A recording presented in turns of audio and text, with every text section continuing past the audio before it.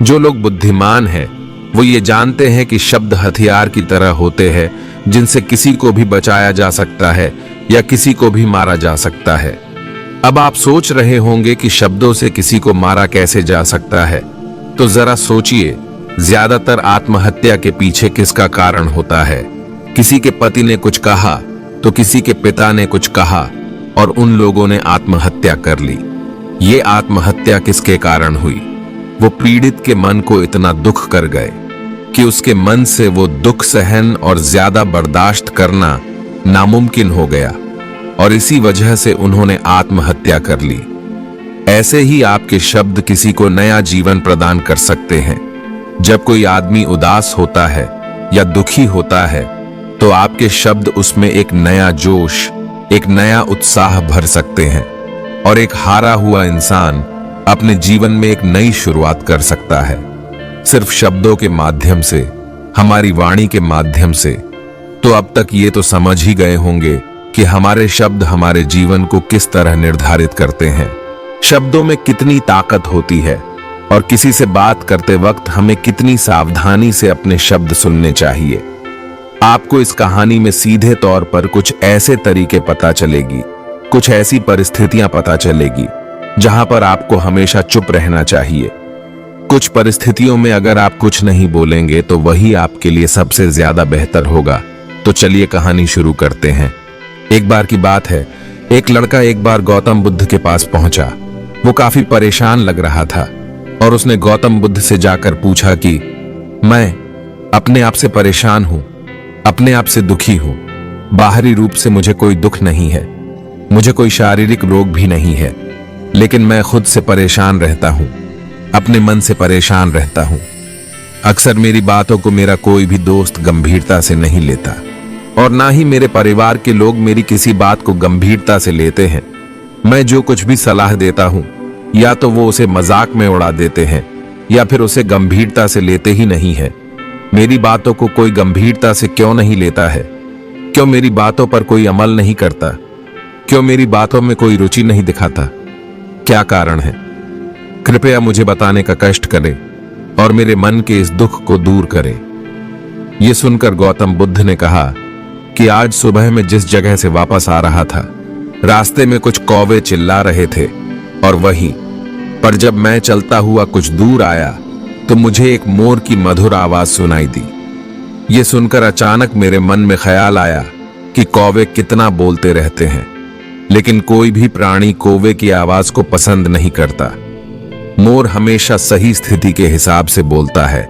जब भी बारिश होने वाली होती है और बादल गरजते हैं और बारिश होने की आशंका होती है, ऐसे में मोर अपनी मधुर आवाज में गाता है, जो सभी को प्रिय होता है, सभी को अच्छा लगता है।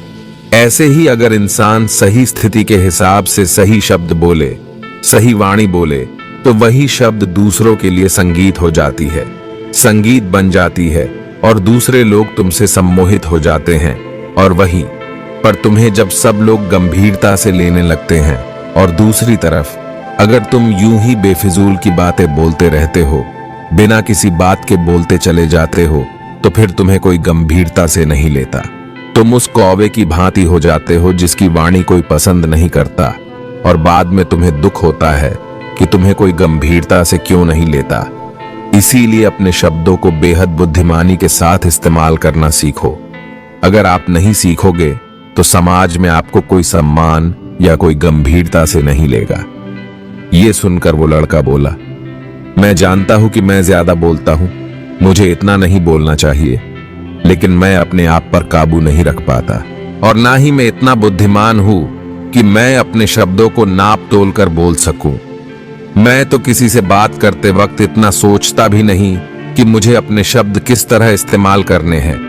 कृपया करके मुझे ऐसी परिस्थितियां बता दीजिए जहां पर मुझे कब बोलना है या फिर बोलना ही नहीं है, हमेशा चुप रहना है।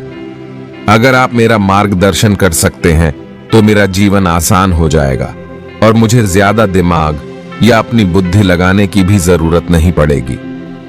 ये सुनकर गौतम बुद्ध ने मुस्कुराते हुए कहा कि वैसे तो इंसान को हर परिस्थिति में सोच समझकर ही बोलना चाहिए, लेकिन वो हमेशा होश में नहीं रह पाता।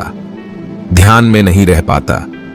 तो मैं तुम्हारे दैनिक जीवन की कुछ ऐसी परिस्थितियां बता रहा हूं जहां पर तुम्हें हमेशा चुप रहना है। अगर आप ऐसी जगह पर कुछ बोलेंगे तो आपका अपमान ही होगा या फिर आपको कोई गंभीरता से नहीं लेगा। सबसे पहली जगह है, या यूं कहे ऐसी स्थिति जहां पर इंसान को हमेशा चुप रहना चाहिए, वो है जब किसी ऐसे विषय के बारे में बातचीत हो रही हो जिसके बारे में आपको कोई जानकारी ही नहीं है। तो ऐसी परिस्थिति में बीच में टांग अड़ाना, अपना ज्ञान देना, आपको कुछ पता नहीं है लेकिन फिर भी आप अपना ज्ञान दे देते हैं, तो ऐसी जगह पर आपका अपमान ही होगा। जरा तुम खुद सोचो, जब कोई बीमार आदमी अपनी बीमारी के बारे में चर्चा कर रहा हो और आपको उस बीमारी के बारे में कोई भी ज्ञान नहीं है, लेकिन फिर भी आप व्यर्थ में, बेकार में उसे ऐसी ऐसी औषधियां बता रहे हैं जिनका उसकी बीमारी से कोई तालमेल ही नहीं है, तो ऐसे में आप अपनी प्रतिष्ठा अपने हाथों से खो रहे होते हैं और आपको पता ही नहीं होता। ऐसी परिस्थिति में आदमी को हमेशा सुनना चाहिए। ध्यान से सुनना भी एक कला होती है। अगर आप सुनने का दिखावा करेंगे तो कहीं ना कहीं सामने वाले आदमी को एहसास हो जाता है कि ये मेरी बात पूरी ध्यान से नहीं सुन रहा है। इसलिए जब आपको किसी विषय के बारे में पूरी तरह से जानकारी ना हो तो वहां पर केवल अपने कान लगाना ही ज्यादा महत्वपूर्ण होता है, ज्यादा जरूरी होता है। आप उस इंसान की बातें ध्यान से सुन सकते हैं और इसी बीच आप दोनों के बीच एक संबंध पैदा होगा और वो संबंध सच्चा होगा क्योंकि आपने उसके बात को बड़े ही ध्यान से सुना है और इस बात का पता सामने वाले को भी होता है। तो हम बिना कुछ बोले सिर्फ सुनने मात्र से किसी को अपना दोस्त बना लेते हैं, अपना मित्र बना सकते हैं। इस बात को हमेशा ध्यान में रखना। दूसरी जगह जहां इंसान को हमेशा चुप रहना चाहिए और वो है खाना खाते वक्त खाना इंसान को हमेशा चुप रहकर खाना चाहिए, मौन रहकर खाना चाहिए। महात्मा बुद्ध हमेशा चुप रहकर भोजन करते हैं, शांत भाव से भोजन करते हैं, परिपूर्ण होकर भोजन करते हैं, पूरी तरह से करते हैं, एक एक टुकड़े का स्वाद लेकर भोजन करते हैं। और ऐसा भोजन जब आपके शरीर में पहुंचता है तो वो आपके अंग अंग तक ऊर्जा पहुंचता है। अक्सर हम भोजन करते वक्त कुछ ना कुछ बोलते रहते हैं, कुछ ना कुछ सुनते रहते हैं, लेकिन मौन रहकर पूरा स्वाद लेकर उस भोजन को कभी नहीं करते। हम उस भोजन को करते वक्त आधे अधूरा ही करते हैं और इसीलिए हमारा शरीर रोगों से ग्रस्त हो जाता है। जरा तुम खुद सोचो, गौतम बुद्ध हमेशा भिक्षा लेकर भोजन करते हैं और भिक्षा भी कितनी बिल्कुल मामूली सी, और वो भी एक वक्त। तो एक वक्त भोजन करने के बाद भी वो इतने स्वस्थ रहते हैं, इतने उत्साह, जोश और आनंद से भरे होते हैं। और हम तो इतना खाना खाते हैं, इतनी सारी भोजन की सामग्री हमारे लिए उपलब्ध होती है, लेकिन हमारे शरीर में कोई ऊर्जा नहीं होती। इसका सबसे बड़ा कारण होता है कि हम अपना भोजन होश में नहीं करते, परिपूर्ण होकर नहीं करते हैं, मौन रहकर नहीं करते हैं, चबा चबा कर नहीं खाते हैं। इसीलिए अपना भोजन हमेशा मौन रहकर ही करना चाहिए। तीसरी जगह जहां पर अगर आपने चुप रहना सीख लिया तो इसका मतलब यह है कि आपने अपने ऊपर विजय हासिल कर ली। मतलब गुस्से में शांत रहना या चुप रहना इतना आसान नहीं होता है।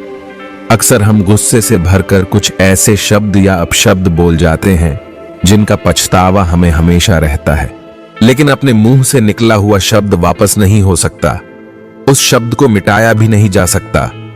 अब वो जिंदगी भर हमारे दामन से जुड़ चुका है और गुस्से में निकलता हुआ अपशब्द हमारे मन को समय समय पर बेचैन करता रहता है, दुखी करता रहता है।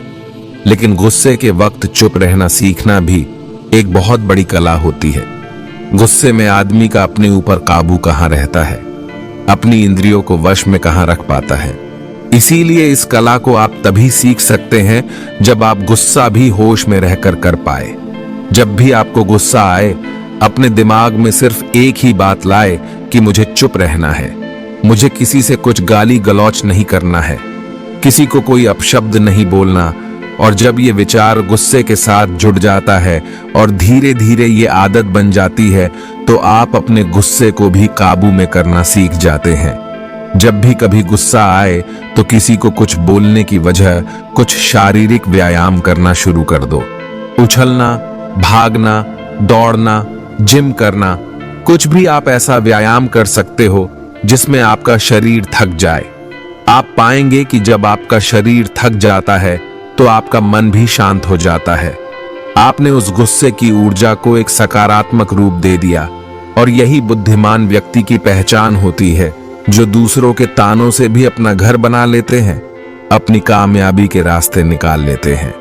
वही सच में बुद्धिमान आदमी है जो जहर को भी दवा बनाकर इस्तेमाल करना सीख जाए। वही असली बुद्धिमान होता है। चौथी जगह, जहां आप चुप रहेंगे तो आपके लिए वही सबसे ज्यादा बेहतर होगा, वही आपको सम्मान दिलाएगी। चौथी जगह है, जब चार लोग आपस में बैठकर बातें कर रहे हो, कोई बैठक कर रहे हो, तो वहां पर जब चार लोग बात कर रहे होते हैं तो चारों लोग एक साथ तो बात नहीं कर सकते। एक बार में एक व्यक्ति बोलेगा और तीन सुनेंगे, तभी वो बैठक कामयाब हो जाएगी, तभी वो चर्चा सही रूप में आगे बढ़ जाएगी। लेकिन अगर कोई आदमी ऐसा बैठा हुआ है जो बीच में ही दूसरों की बात काट कर अपनी बात को ऊपर रखना चाहता है, तो ऐसे में वो चर्चा या वो बैठक आपको कहीं नहीं पहुंचाएगी और चारों लोगों के बीच आप सबसे मूर्ख कहलाओगे। अगर आपको अपनी बात कहनी है तो सामने वाले को अपनी बात पूरा करने दो, उसके बाद अपने विचार रखो। यही एक अच्छे आदमी की पहचान होती है।